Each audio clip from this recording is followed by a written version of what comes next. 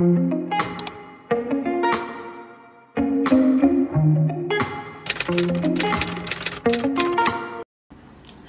I'm Jana and I am a breast cancer warrior, and today's video, isi-share ko sa inyo kung paano ako nakalibre ng gamutan. Ito nga pala yung mga naging treatment ko. Yung ako naging treatment is MRM.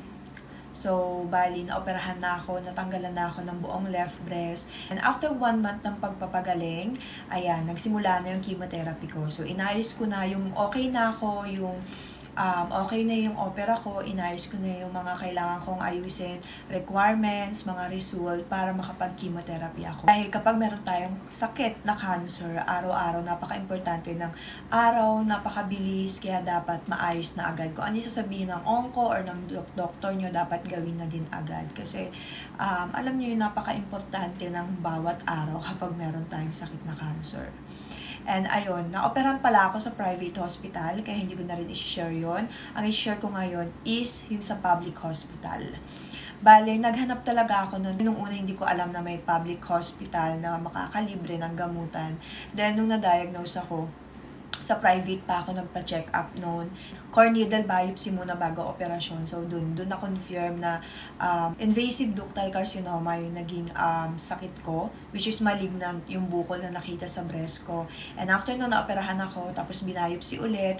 And ayun, nalaman na stage 2B. Then after operasyon, ayan, naghanap na ako sa hospital. Ayun, nung na-diagnose ako, akala ko sa mga private lang, wala akong idea na meron pala sa public. And nalaman ko, nag-search ako sa FB, sa Facebook, ayun, so doon ko nakita na marami palang public hospital na pwede tayong lapitan para makalibre ng gamutan ng sakit na cancer. So, ang napili ko, Jose Reyes, kasi marami din ako nabasa na maganda nga daw magpagamot sa Jose Reyes.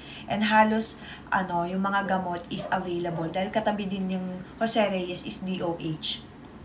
Ayun na nga, so bago ako pumunta sa Jose Reyes, para magpa-chemo, ayun, yung mga requirements na nagawa ko na, nagpa-CT scan ako, nagpa-bone scan ako, and then nung pumunta ako noon, nirequestan ako ng onco na magpa-blood test ako, tapos mag-2D echo. So, ginawa ko yon. Pagbalik ko ng February, January ko kasi halos lahat nagawa yun. Pagbalik ko ng February, ayun, so na-schedule na ako for,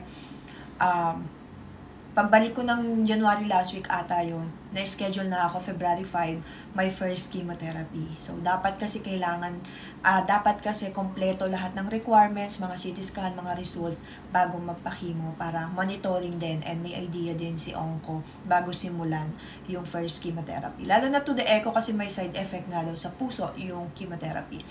So, ayun, paano tayo makalibre? Pumunta lang po kayo sa malapit na public hospital or kung kahit malayo, kasi sa Jose Reyes, mga pasyente doon galing Pangasinan, galing Quezon, Cavite, Laguna, ayan, ang lalayo pa nila para magpagamot. Tiyagaan lang. Kaya ang advice ko guys, kung gusto nyong magpagamot and wala kayong kakayanan sa private tulad ko, ayan, mag-public hospital kayo pero kailangan nating magtiyaga sa pila, kailangan natin agahan yung pagpunta natin para mauna.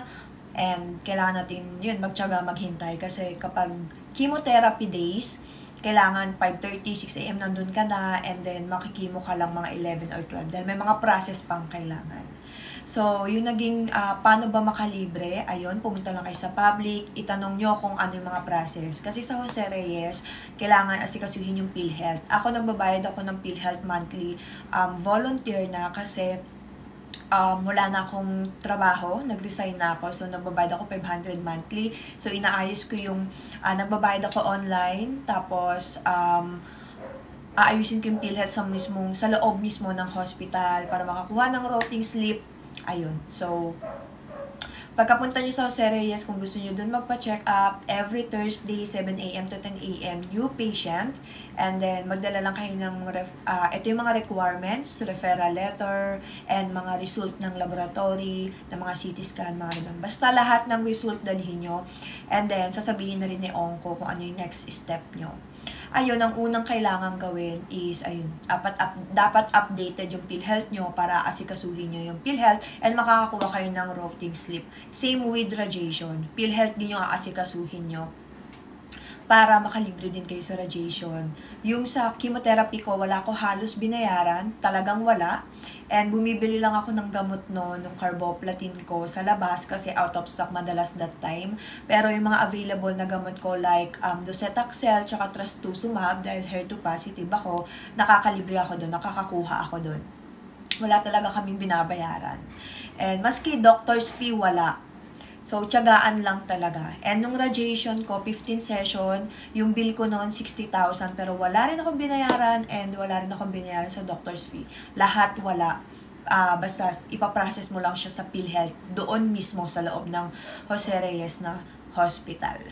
And kapag magpapalaboratory naman kayo, and kukuha kayo ng meds like may maintenance ako, anastrozole, doon ko na rin kinukuha and pinapadaan ko sa malasakit. Like, nag-to the echo ako doon, pinadaan ko sa malasakit para makalibre. Wala rin akong babayaran. Kaya wag po tayong matakot na magpagamot. Siyempre, ang una natin naiisip kapag na-diagnose tayo ng cancer, wala tayong pera pang gamot. Pero marami pong public hospital na makakatulong and maraming public hospital na na merong mga tumatanggap ng mga cancer na magpapagamot and makakalibre tayo. So, ayun lang. Thank you for watching and don't forget to like and subscribe my YouTube channel para sa mga next na video and next na breast cancer awareness. Bye!